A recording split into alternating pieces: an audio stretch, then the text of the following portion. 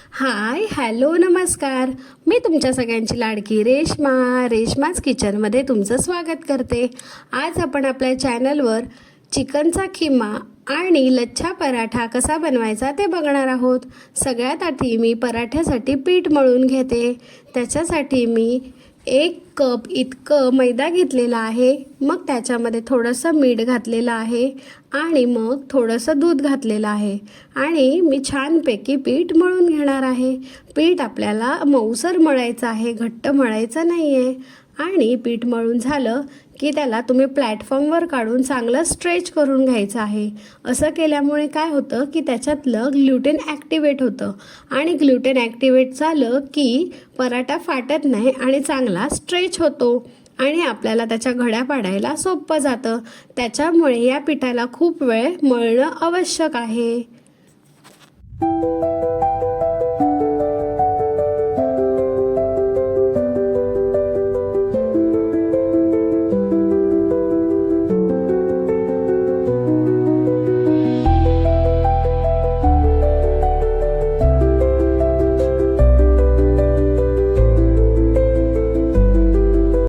पीठ मळून झाल्यावर त्याला आपण अर्धा तास रेस्ट करायला ठेवून द्यायचं आहे. तोपर्यंत आपण खिमा बनवून घेऊया. मी इथे अर्धा किलो इतका खिमा घेतलेला आहे चिकनचा. त्याचबरोबर मी अर्धा किलो कांदेही घेतलेले आहेत.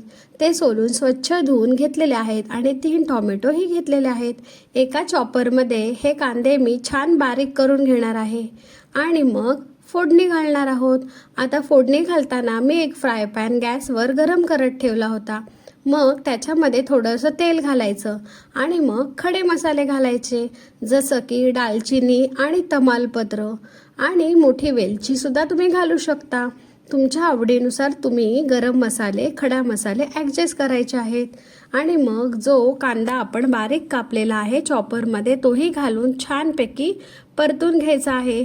त्याचा रंग गोल्डन ब्राऊन होईपर्यंत कांदा आपल्याला छान परतून घ्यायचा आहे.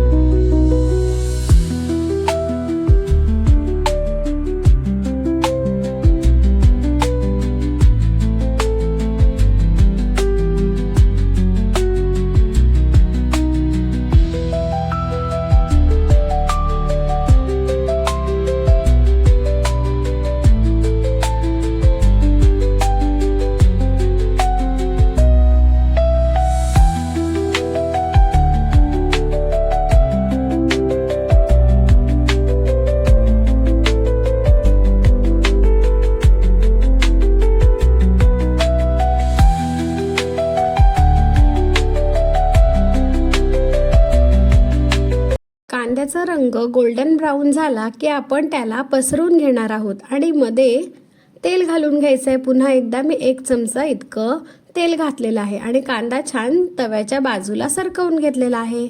असं केल्यामुळे काय होतं की आपण मसाला तेलात घालतो आणि त्याचा रंग खूप छान येतो.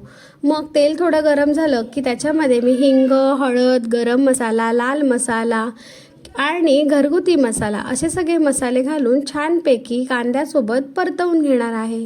कांदे तेलामध्ये छानपैकी परतवून घ्यायचे आहेत. कांद्यामध्ये आणि मसाला छान परतवून झाला की आपण जो अर्धा किलो खिमा घेतला होता तो स्वच्छ धुवून तोही ह्याच्यामध्ये ॲड करून तेही छान परतवून घ्यायचं आहे.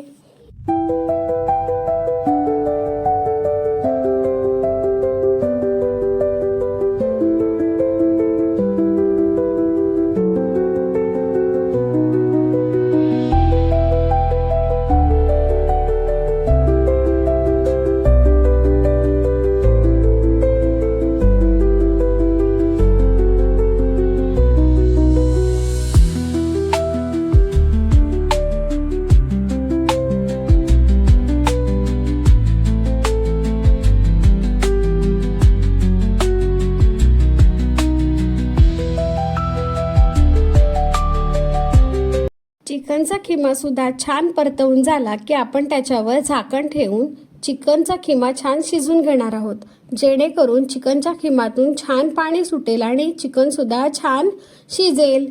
आणि मग चिकन छान शिजलं की मगच आपण त्याच्यामध्ये टॉमॅटो आणि मीठ आणि मटार घालणार आहोत.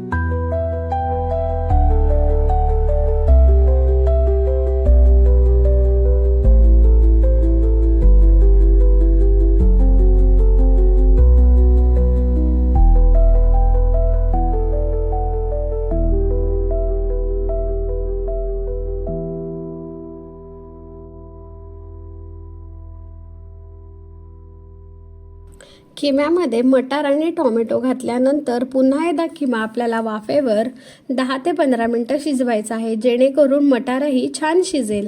इथे मी फ्रोझन पीस घातलेले आहेत. जर फ्रोझन पीस घातले तर 10 मिनटं वेळ सफिशियंट असतो, पण असा कच्चा मटार घातला तर त्याला थोडा वेळ जास्त वेळ लागतो. हे सगळं छान आपण शिजून झालं की त्याच्यावर कोथिंबीर घालून खिमा आपला तयार आहे. आणि मग तो खिमा आपण एका बाजूला उतरून ठेवू आणि पराठा करायला घेणार आहोत.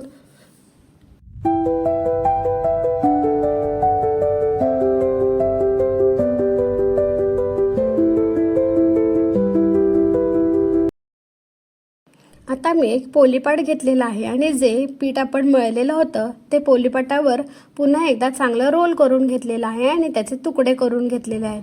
आता मी एक एक तुकडा घेऊन गोल करून लाटण्याने लाटून त्याच्यावर तूप लावून घेणार आहे आणि त्याच्यावर थोडासा मैदा भुरभुरून घेणार आहे. आपल्याला ही चपाती एकदम पातळ लाटून घ्यायची आहे आणि मग त्याच्या घड्या घालायच्या आहेत. मी दाखवते तशा.